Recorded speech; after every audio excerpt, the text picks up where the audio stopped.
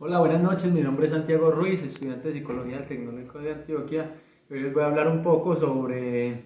la psicología social comunitaria y como a nivel histórico, algunos representantes teóricos y un poquito de la etimología de los términos. Entonces, primero para concebir o entender un poco qué es la psicología social comunitaria, hay que entender la terminología y la conceptualización desde la etimología de las palabras tanto sociedad como comunidad. Entonces, sociedad proviene del latín societas y su división se establece entre socius, que designa compañero, al lado, el que sigue a otro, y el sufijo tas, que indica cualidad. Así se da como la consolidación o la articulación desde el latín de la palabra. Y esto denota que una sociedad es una consolidación de sujetos que interactúan y coexisten en relacionamientos, pero existe un tránsito y factores que permiten que puedan llegar otros sujetos hasta a dichas sociedades. Entonces se preestablece o se establecen normas sociales a través de la cultura, de los ritos, del emparejamiento, de las normas y todo lo estipulado dentro de la sociedad para que se vinculen o se adhieran sujetos que pertenezcan a esa sociedad o puedan ser de otras sociedades y puedan transitar por esta sociedad. A diferencia de la palabra comunidad, que proviene del latín comunitas, que traduce cualidades en común. Es allí donde se generan vínculos más auténticos en la vida en común de los individuos. Entonces, en una comunidad existe una vinculación más directa entre aspectos que se relacionen entre cada sujeto o individuos para así consolidar su estructura o empiecen a interactuar, pero con factores en común. Existe la relación entre sociedad y comunidad, pero la diferencia es que en una comunidad hay un vínculo en común de las partes y en una sociedad existen esos vínculos en común, pero puede existir también un tránsito donde no se vinculan tan directamente. Bueno, ahora les voy a hablar también un poco sobre la historia del por qué o el cómo nace la psicología social comunitaria, más que todo la social, porque la comunitaria viene después de lo social, pero se establece pues a través de la Segunda Guerra Mundial por el flagelo y todo lo que conllevó la Segunda Guerra Mundial al deterioro humano. Entonces se empezaron a hablar de miedo colectivo, desesperanzas, angustias, y todo esto articuló un montón de componentes donde el proceso clínico y terapéutico que se llevaba individualmente con cada sujeto no estaba dando abasto.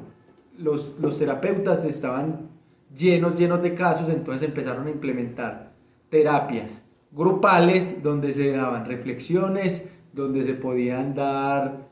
o subyacer aspectos emocionales o de índole personal de cada sujeto, y esto primaba para que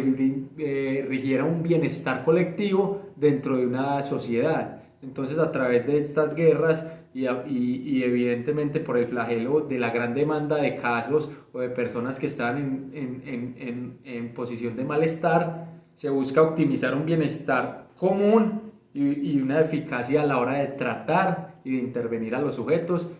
en un grupo determinado, en mayor cantidad. Bueno, ahora también les voy a hablar un poco sobre algunos teóricos que han hablado sobre la psicología social y comunitaria, cuáles han sido sus aportes, en qué se han especializado y más que todo como sus teorías. Entonces primero voy a tratar a Emily Durkheim, que da orígenes en ideas tales como representaciones colectivas desde la sociología. A través de la sociología, este sujeto, Emily Durkheim, se basa como en las representaciones colectivas, y su postulación principal es que dentro de un colectivo existen unas vinculaciones primarias o algo que lleva a los sujetos a coexistir con estas otras personas, y es ahí donde se le da pie. Esto le da pie a la teoría de Sergei Moscovici,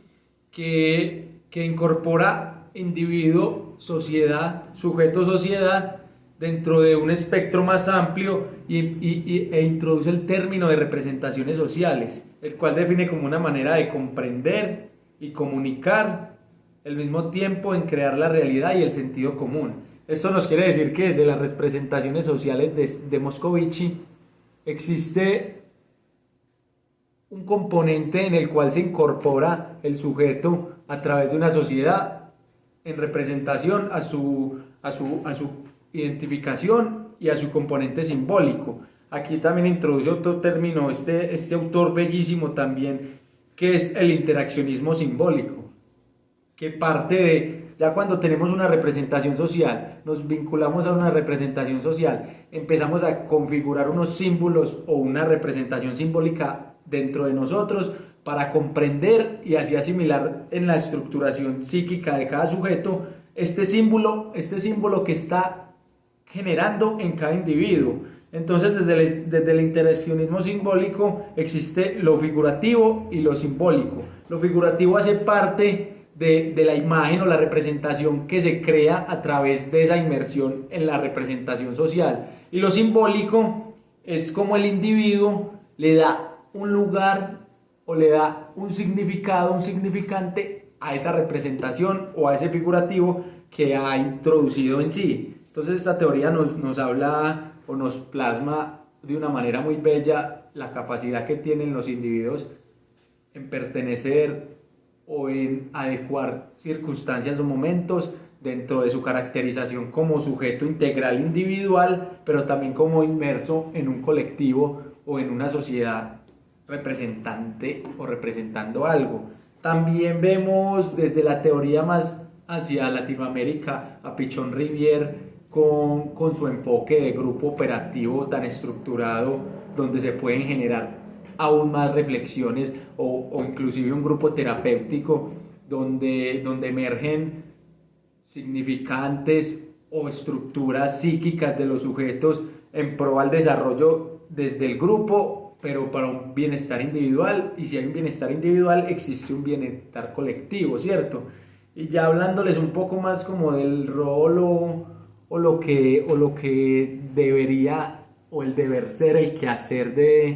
del psicólogo social y comunitario, es establecer primero una contextualización y conocer los territorios, porque si no conocemos los territorios